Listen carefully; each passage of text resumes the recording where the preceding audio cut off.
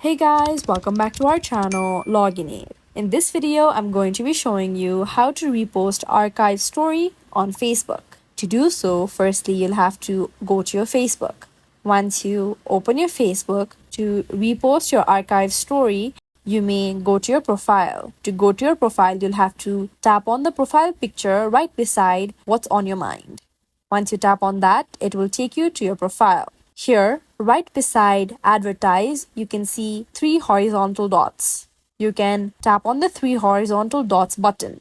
Once you tap on that, then here you are taken to your profile settings.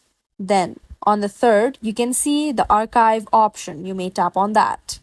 Once you tap on archive, right below archive, you can see story archive and trash option. You may tap on the story archive option. Here you can see the stories that you had posted previously. You may tap on one of the stories that you want to repost. Then here at the bottom right corner of your screen, right beside the feature option, you can see the share button. You may tap on that. Once you tap on that, it will directly take you to your story interface.